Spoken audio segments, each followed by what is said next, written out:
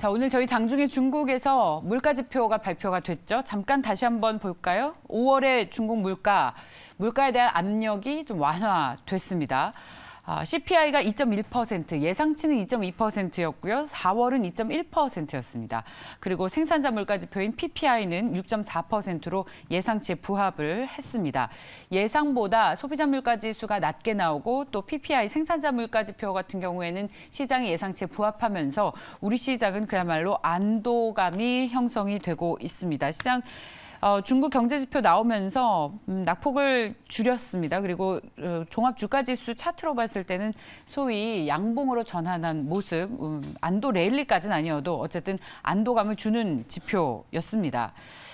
근데 지금 원자재 가격이 급등하는 이 대란 시대의 물가지표가 2%, 4% 이게 이 중국에서 나오는 이 숫자를 얼마나 신뢰해야 될지 저뿐만 아니라 많은 전문가들도 공감을 하고 있습니다만 좀 숫자 마사지를 한 게 아닐까라는 그런 충분히 합리적인 의심도 가능합니다만 시장은 나온 지표를 두고 안도하고 있습니다. 자, 오늘 중국 지표에 대해서 좀 집중적으로 이야기를 해볼까요? 알파프로 투자전략팀의 정태근 팀장과 함께합니다. 어서 오십시오. 네, 반갑습니다. 일단 사실 간밤에 미국 시장과 우리 시장 출발도 상하이와 베이징이 다시 봉쇄된다. 이런 걱정을 좀 시장에서 많이 한 것 같습니다. 일시적인 봉쇄라고는 하는데 전수감사가 다시 시작되면 또 금융시장의 불확실성이 되진 않을지 걱정을 좀 하고 있습니다. 팀장님 어떻게 분석하고 계십니까? 일단 여기에 대한 판단은 중국 정부가 어떻게 판단을 하냐가 더 중요할 것 같은데 네. 일단 어쨌든 뭐 중국 정부는 제로 코로나 정책을 고수를 하고 있다라는 점을 보게 된다라면은 뭐 봉쇄 가능성이 없다라고 보긴 힘들 것 같아요. 그러니까 즉 봉쇄 가능성은 있다라고 보고 조금 이 중국을 좀 바라봐야 되지 않을까라고 생각을 하고 있습니다. 그리고 뭐 참고적으로 블룸버그 같은 경우도 재봉쇄 가능성에 대한 부분들은 이제 보도를 하고 있는 상황이기 때문에 물론 이 보도가 100% 맞다라고 하긴 힘들겠지만 종합적으로 판단해 보게 된다라면은 일단 첫 번째는 어쨌든 중국 정부가 제로 정책 제로 코로나 정책을 고수하고 있다는 점은 여전히 유효하고요. 그리고 이런 부분을 통해서 어쨌든 상황이 좋지 않게 진행이 되다 보니까 보통 보도를 통해서 봉쇄 가능성이 나오고 있다는 부분들을 감안해 보게 된다라면은 뭐 일단은 한다 안 한다 이 부분도 중요하겠지만은 지금 상황에서는 봉쇄 가능성은 상당히 높다라고 좀 보고 판단을 하는 게 나을 것 같다는 말씀드리고 싶습니다. 뭐 이제 올해 네. 시진핑 연임 전까지 계속해서 이런 봉쇄하고 또 풀고 다시 조이고 계속 반복할 우려가 있다라는 얘기가 네네. 있더라고요. 일단 그렇게 좀 봐야 될 것 같아요. 일단 계속해서 어쨌든 이 코로나 발생으로 인해서 그런 어떤 그 소비 둔화 이런 부분들을 어쨌든 중국 정부도 무시할 수 없는 상황이거든요. 물론 일단은 뭐 중국이 잘 아시다시피 제조업을 통해서 계속해서 이 성장을 추진하고 있는 부분들이 있긴 하지만 그럼에도 불구하고 예전에 뭐 도시화 정책과 비교를 해보게 된다라면은 어쨌든 뭐 제조업에 기대는 부분도 있긴 하지만 그럼에도 불구하고 소비 진작이라는 부분들을 좀 봤을 때 이런 것들을 어쨌든 원활하게 유지하기 위해서는 제로 코로나 그러니까 코로나가 좀 걸림돌이 될 수밖에 없다라는 거죠. 근데 아시겠지만 이 코로나 같은 경우 바이러스이기 때문에 바이러스 통제가 좀 쉽지 않은 부분들입니다. 그래서 그렇기 때문에 이런 부분들 좀 더 효과적으로 하기 위해서 하는 방법이 지금 제로 코로나인 거고요. 근데 이 제로 코로나를 진행을 하게 되면서 부작용이 발생되는 부분들이 있습니다. 하지만 그런 부분들이 있음에도 불구하고 여러 가지 방법 중에 하나라고 좀 판단을 할 수밖에 없는 상황인 것 같아요. 그래서 어쨌든 빠르게 좀 진화가 돼가지고 어쨌든 지금 이 소비 진작 지금 잘 아시겠지만은 그 아시아컵 같은 경우도 지금 이제 포기를 한 상황이거든요. 그렇기 때문에 그런 것들이 결국에는 소비를 진작할 수 있을 만한 요인들인데 그런 부분들을 유치하지 못한다는 것들이 결국에는 코로나라는 요인이 크게 좀 작용이 되는 것 같습니다. 그렇기 때문에 가장 큰 효과는 어쨌든 이 잠복기 이주를 감안해 봤을 때 어쨌든 이 통제를 하게 되면서 확산을 조금 봉쇄하는 게 맞다라고 중국에서 좀 판단하는 것 같습니다. 여기서 좋다 나쁘다에 대한 판단은 뭘 결과를 가지고 얘기하는 것들이기 때문에 지금 뭐 좀 지켜봐야 될 것 같다라는 말씀을 좀 드려야 될 것 같아요. 자, 그나저나 상하이에서 뱅크런을 막기 위해서 은행들에게 개인들의 예금 전액 인출을 전면 금지하는 조치를 내렸다라는 소식이 전해지고 있는데 그래서 오늘 은행 앞에 풍경이에요. 그러니까 은행에서 예금을 다 뽑으려고 줄 서 있는 그런 개인들의 모습인데 중국에서는 예금 전액 인출을 전면 금지하는 조치를 내렸다고 하죠. 중국은 언제나 우리의 상상을 뛰어넘는 드라마틱한 조치를 하는데 상하이 은행이 현금 인출을 제한한 걸 시작했다라는 보도가 돌고 있습니다. 이런 조치를 왜 시행하는 것인지, 이게 심상치 않은 이슈인지 어떻게 해석을 해봐야 될까요? 중국에서 나온 뉴스들은 해석이 진짜 중요한데, 팀장님. 해석뿐만 아니라 이 보도에 대한 신빙성도 또 우리가 지금 그 필터링을 할 수밖에 없는 그런 부분들이 있거든요. 그래서 지금 말씀하셨듯이 뱅크런 사태에 대해서 지금 여러 가지 보도들이 나오고 있는데 거기에 대한 뭐 원인에 대한 얘기는 여러 가지 많이 나오고 있는 상황입니다. 그래서 어느 게 맞다라고 좀 보긴 힘들 것 같아요. 그래서 조금은 저도 추측으로 말씀드릴 수밖에 없는 부분들이 있기 때문에 그 점을 좀 양해를 좀 부탁드리도록 할게요.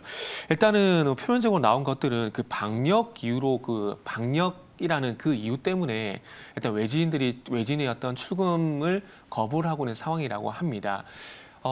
이 방역을 하는 출금 거부, 출금 요청 거부, 이게 말이 좀 어폐가 있는데 결국은 그러니까 상하이를 예를 들게 되면은 상하이 내에서 어쨌든 봉쇄를 하고 있는 상황에서 자칫 이 코로나 감염되는 외진이 들어와서 이게 또 원인이 되게 돼서 확산이 될 가능성이 있기 때문에 아마 그런 판단에 조금 거부를 하는 것 같아요. 그래서 지금 어떤 상황이 좀 개선이 되게 된다라면 외진도 출금이 좀 가능할 수 있는 그런 조치를 취하겠지만 그게 아니라 어쨌든 간에 이 코로나를 막기 위해서 필사적으로 노력하고 있는 상황들 속에서 이 외진도 이 코로나를 확산시키는 여러 가지 요인들을 좀 판단을 할 수 있는 상황들이기 때문에 아마 그런 연유에서 일단은 거부를 하는 부분도 좀 있는 것 같고요.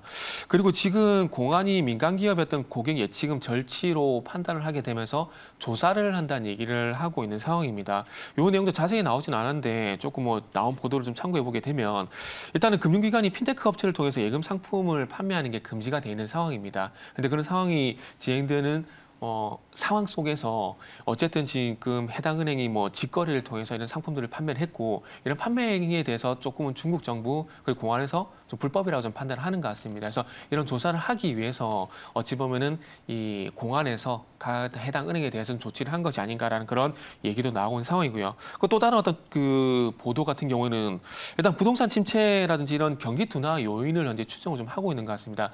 이게 자칫 지금 부동산과 만약에 연결시켜 보게 된다라면은 어쨌든 부동산 경기가 안 좋게 된다라면은 거기에 어떤 투자했던 자금들이 인출할 수밖에 없는 상황이라는 거죠. 그러면은 이 예금들 그러니까 소위 말하는 뱅크런이 발생이 되게 된다라면은 은행의 어떤 지급 준비율에 대한 부분이 문제가 될 수밖에 없는 부분들이고요. 지급 준비율에 대한 문제가 또 돌출이 되게 된다라면 또 어떤 문제가 되냐면 또 은행권 부실. 지금 부동산 같은 경우도 보도가 자세히 나오지 않고 있는 상황이지만 여러 가지 지표를 조금 참고를 해보게 된다라면은 상황이 그렇게 녹록치 않다라는 것들이 조심스럽게 보도가 나오고 있는 상황입니다. 그러면 부동산의 어떤 이런 우려감들이 진행되고 있는 상황들 속에서 은행에서 뱅크런이 발생이 되게 된다라면은 이런 부분들이 또 은행권 부실과 연결시킬 수 있고 또 부동산 부실도 연결시킬 수 있다라는 거죠. 이런 부실 문제가 만약에 두각이 되게 된다라면은 아시겠지만 예전에 기억하실 겁니다. 2008년에 리먼 사태. 물론 리먼 사태처럼 되지는 않을 겁니다. 그런데 이런 현상이 발생이 되게 된다라면은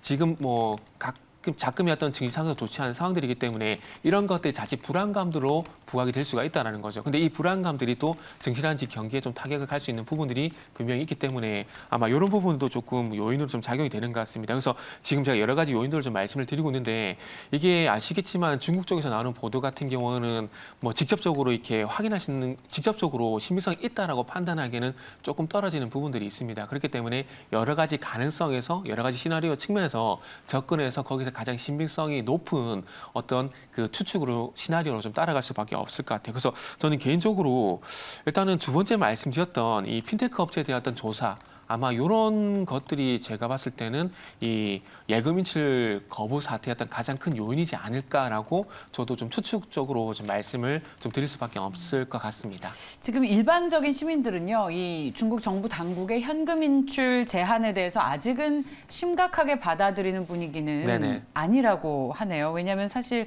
현금 잘 안 쓰잖아요. 그렇죠. 그리고 이 현금 인출을 제한했다고 하더라도 온라인에서 자금을 운용하는 데에서는 큰 문제가 없기 때문에 지금 별로 중국 시장에서는 큰 의미로 받아들이고 있지 않는다고 하는데 일단 주말 사이에 이슈가 어떻게 진행이 되는지 한번 지켜보시죠. 어쨌든 가장 중요한 것은 상하이시에서 뱅크런을 막기 위해서 개인들에게 예금 전액 인출을 전면 금지했다는 소식이 가지고 있는 의미에 대해서 한번 살펴봤습니다. 저희 오늘 가장 중요한 화두인 중국의 CPI. 중국의 CPI가 예상보다 낮게 PPI는 예상에 부합하면서 시장은 안도 랠리를 펼치고 있습니다. 삼성증권의 분석 보고서에 따르면요. 이 CPI가 낮게 나온 이유는 녹품 식품과 주거비 비중인데 돼지고기와 주거비 비중이 CPI에서 높은데 요즘 가격 하락 사이클이랑 또 중국에 앞서 말씀하셨듯이 네네. 주택 경기가 침체돼서 CPI를 오히려 끌어내리는 그런 원인이 됐다고요. 경기 사이클이 침체돼 있기 때문에 그렇다. CPI가 일단 워낙 인플레이션이 화두기 때문에 CPI가 낮게 나온 것을 시장에서 일단 반겼습니다만 내용을 들여다보면 그만큼 경기 사이클이 침체되어 있다라는 내용으로 풀이가 되는 것 같습니다. 자, 팀장님, 저희가 이거 주식시장에서 어떻게 해석하고 받아들이면 좋을지 분석을 어떻게 하고 계십니까? 일단은 이 CPI에 대한 부분들이 중요도가 상당히 높은데 우리가 여기서 어떤 또 아이디어를 가져가야 되냐면 그러면 주식시장에 참여하고 있는 사람들이 과연 중국의 CPI에 대해서 그렇게 중요도를 높게 보고 있느냐 요 관점에서 접근을 좀 해야 될 것 같습니다. 왜냐하면은 만약에 이 높은 그 고물가, 그러니까 CPI가 높은 상황이겠죠. 이런 부분에 대해서 상당히 신경을 쓰고 있는 상황인데 이 각 지역 섹터별로 지금 이 시장에 참가자들이 이제 보고 있는 상황이거든요. 그래서 지금 가장 이 CPI에 대한 문제를 가장 크게 보고 있는 부분이 미국입니다. 그렇기 때문에 어찌 보면은 이 주식시장에 참여하는 기관들의 어떤 시선이 이 중국 쪽보다는 아무래도 미국 쪽에 상당히 시선이 많이 가 있는 상황이기 때문에 아마 중국에서 발표하고 있는 CPI 같은 경우는 시장에 대한 영향력은 조금 낮지 않을까라고 그래서 좀 생각을 하고 있는 상황입니다. 그러다 보니까 아무래도 중국의 CPI보다는 오늘 저녁에 발표가 될 미국의 CPI에 대해서 조금 더 시장에 조금 신경을 쓰고 있는 상황이거든요. 지금 잘 아시겠지만 예상치 나온 부분들 아마 보셔서 아실 겁니다.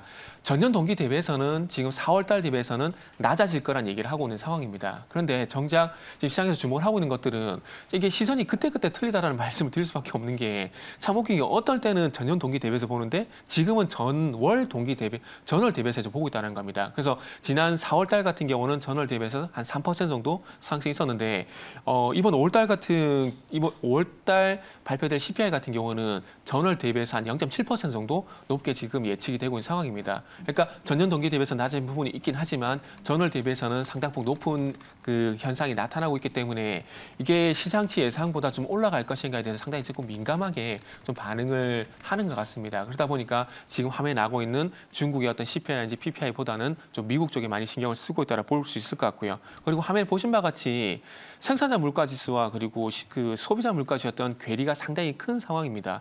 뭐 생산자 물가는 6.4%인데 CPI는 2.1% 이렇게 나온 상황이거든요. 근데 이 부분은 뭐 어떤 품목을 적용을 시키냐에 따라 틀릴 수밖에 없다라고 말씀을 드려야 될 것 같습니다. 만약에 미국의 그 CPI를 예를 들게 되면은 미국 같은 경우는 변동성이 큰 뭐 식료품이라든지 유류 이런 부분들을 좀 반영하게 되면 이게 상당히 높게 나타나요. 그런데 이걸 또 제외를 시켜보게 되면은 물론 높긴 하지만 그런 소비자 물가지수 같은 게 좀 낮게 나오는 부분들이 있거든요. 근데 이걸 왜 말씀드리냐면은 서두에 말씀드렸듯이 이 소비자 물가지수를 측정하는 품목이 어떤 것을 반영하느냐에 따라서 틀려질 수밖에 없다라고 좀 볼 수 있을 것 같아요. 그래서 지금 그 PPI 같은 경우는 상당히 높은 상황인데 이 높은 원가에 영향을 주는 이 요인들을 만약에 CPI에 적용을 시키게 된다면 당연히 높게 나올 수밖에 없는 상황이라고 보시면 될 것 같고요. 반대로 이 높은 원가에 영향을 주고 있는 이 요인들을 제외시켜버리게 되면 당연히 낮게 나올 수밖에 없는 상황입니다. 그렇기 때문에 CPI는 달라질 수밖에 없다라고 보시면 될 것 같고요. 근데 이런 부분들은 물론 이제 정부에서 통제하는 부분도 분명히 있다라고 좀 봐야 될 것 같아요. 음모론적인 접근을 하지 않는다고 하더라도 정부에서는 미국도 그렇고 우리나라도 그렇고 중국도 그렇고 소비자 물가에 신경 쓸 수밖에 없는 상황들이기 때문에 아마 통제 요인도 좀 있다라 좀 보시면 될 것 같습니다. 그 중국이 재봉쇄되면 이 테슬라도 사실 봉쇄해가지고 생산량 30% 줄었다고 하고 우리 중국향 비중이 높은 기업들 있잖아요. 화장품 특히 네네. 그리고 소비 중에서도 뭐 식료품주들 직격탄을 받는 기업들 분명히 있을 텐데 그래서 LG생활건강 오늘도 신저가를 찍었습니다. 중국의 재봉쇄가 우리 기업에 어떤 영향이 있을지 그렇다면 지금 가장 먼저 좀 피하면 좋겠을 주식시장에서의 종목은 뭘지 팀장님께서 마지막으로 좀 조언을 해주십시오.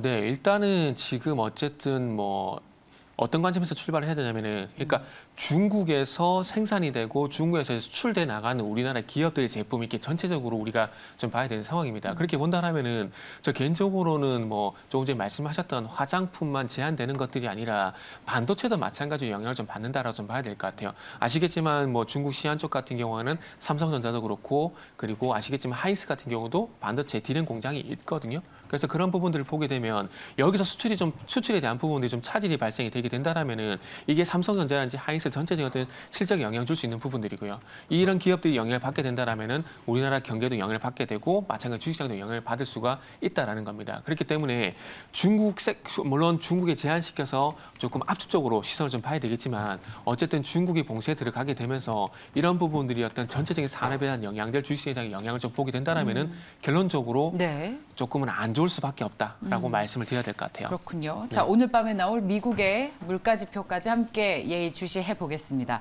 알파프로 투자전략팀의 정태근 팀장이었습니다. 고맙습니다. 네, 감사합니다.